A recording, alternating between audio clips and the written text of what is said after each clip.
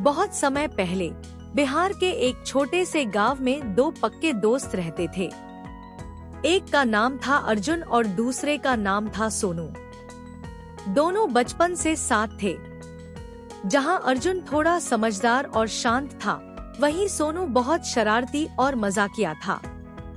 गांव में लोग कहते थे कि अगर ये दोनों साथ हों, तो कोई भी मुसीबत आसान हो जाती है। गांव के किनारे एक बहुत पुरानी हवेली थी। उस हवेली को लोग काली हवेली कहते थे। गांव वालों का कहना था कि वहां एक भूत रहता है। रात को हवेली से अजीब आवाजें आती थी। कभी कोई रोता हुआ सुनाई देता, तो कभी किसी के हंसने की आवाज गूंजती। इस वजह से शाम ढलते ही कोई भी उस रास्ते से नहीं गुजरता था। एक दिन गांव के चौपाल पर सब लोग बैठे थे। तभी बूढ़े रामलाल दादा बोले, कल रात मैंने हवेली की खिड़की में सफेद साया देखा था। यह सुनकर सब डर गए। लेकिन सोनू हंसते हुए बोला, दादा, आपको जरूर सपना आया होगा।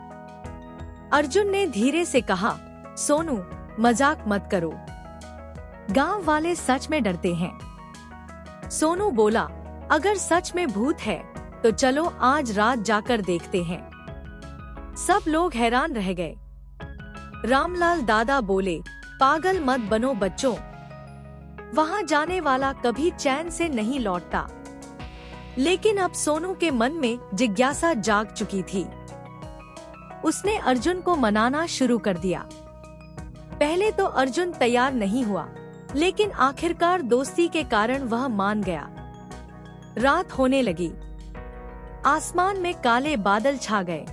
दोनों दोस्तों ने एक लालटेन, एक रस्सी और थोड़ा खाना लिया और हवेली की तरफ निकल पड़े।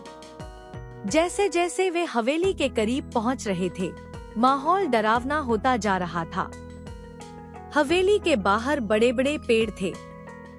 सोनू ने हिम्मत दिखाते हुए कहा, डरना मत अर्जुन, मैं हूँ ना। अर्जुन बोला, मुझे डर नहीं लग रहा, बस थोड़ा अजीब लग रहा है। दोनों धीरे धीरे हवेली के अंदर गए। अंदर बहुत अंधेरा था। हर तरफ धूल जमी थी। अचानक ऊपर से कुछ गिरा। धड़ाम। अर्जुन डरकर पीछे हट गया। लेकिन सोनू ने लालटेन ऊपर की ओर देखा। वह सिर्फ एक पुरानी किताब थी। सोनू हंस पड़ा। देखा, भूत नहीं, किताब थी। दोनों आगे बढ़े। तभी उन्हें किसी के कदमों की आवाज सुनाई दी। टक टक। अब दोनों चुप हो गए। आवाज धीरे धीरे उनकी तरफ आ रही थी। अर्जुन का गला सूखने लगा। सोनू ने कांपती आवाज में कहा, कौन है वहाँ? कोई जवाब नहीं आया। तभी कमरे के कोने से सफेद रोशनी दिखाई दी। उस रोशनी के बीच एक लंबा सा साया खड़ा था। उसकी आंखें चमक रही थी। अर्जुन डरकर बोला, भूत। दोनों भागने लगे। साया धीरे धीरे उनकी तरफ आने लगा। दोनों डर के मारे कांप रहे थे। लेकिन तभी उस साये ने धीमी आवाज में कहा, डरो मत। दोनों हैरान रह गए। भूत फिर बोला, मैं तुम्हें नुकसान नहीं पहुंचाऊंगा। अब अर्जुन ने थोड़ा साहस जुटाकर पूछा, तुम कौन हो? साया बोला, मेरा नाम वीर था। मैं इस हवेली का मालिक था। वह कोई डरावना राक्षस नहीं था। उसका चेहरा उदास था। वीर ने बताया कि कई साल पहले कुछ लालची लोगों ने उसे धोखा देकर मार दिया था। तब से उसकी आत्मा इसी हवेली में भटक रही थी। सोनू ने डरते हुए पूछा, तो तुम लोगों को डराते क्यों हो? वीर बोला, मैं किसी को डराना नहीं चाहता। लोग खुद डरकर भाग जाते हैं। अर्जुन को अब उस भूत पर दया आने लगी। उसने पूछा, हम आपकी मदद कैसे कर सकते हैं? भूत बोला, हवेली के पीछे एक पुराना कुआं है। उसमें एक संदूक छिपा है। उसमें मेरे परिवार की निशानी है। अगर तुम उसे मेरे पुराने मंदिर में रख दो तो मेरी आत्मा को शांति मिल जाएगी। डर अभी भी था, लेकिन वे मदद करना चाहते थे। वे भूत के बताए रास्ते पर चल पड़े।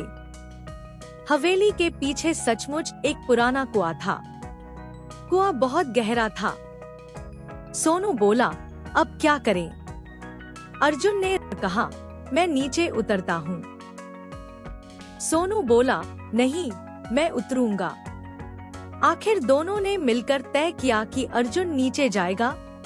अर्जुन धीरे धीरे कुएं में उतरने लगा। अंदर बहुत अंधेरा था। तभी उसे पानी के पास एक लकड़ी का संदूक दिखाई दिया।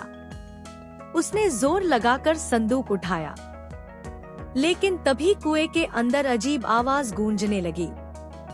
हवा तेजी से चलने लगी। अर्जुन डर गया। अर्जुन तेजी से चढ़ने लगा। जैसे ही वह ऊपर पहुंचा, दोनों ने राहत की सांस ली। उन्होंने संदूक खोला। उसमें एक पुरानी तस्वीर, कुछ गहने और एक छोटी सोने की घंटी थी। अब उन्हें मंदिर ढूंढना था। भूत ने बताया था कि मंदिर जंगल के अंदर है। रात और गहरी हो चुकी थी।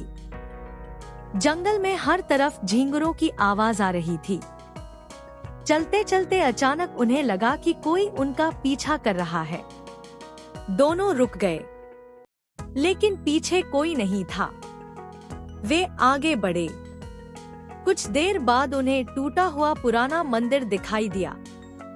मंदिर बहुत शांत था। दोनों अंदर गए और संदूक वहां रख दिया।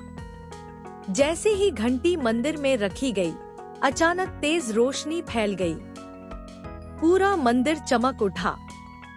फिर उनके सामने वीर का भूत दिखाई दिया, लेकिन अब उसके चेहरे पर मुस्कान थी। उसने कहा, तुम दोनों ने मेरी आत्मा को मुक्त कर दिया। मैं हमेशा तुम्हारा आभारी रहूंगा। अर्जुन ने पूछा, अब क्या आप यहाँ से चले जाएंगे? वीर ने सिर हिलाया। धीरे धीरे उसका शरीर रोशनी में बदलने लगा। कुछ ही पल में वह गायब हो गया। मंदिर में शांति छा गई। अब दोनों दोस्त हवेली से बाहर निकले और गांव की तरफ चल पड़े। सुबह होते होते वे गांव पहुंच गए। गांव वालों ने उन्हें सही सलामत देखकर राहत की सांस ली। रामलाल दादा ने पूछा, क्या सच में वहां भूत था?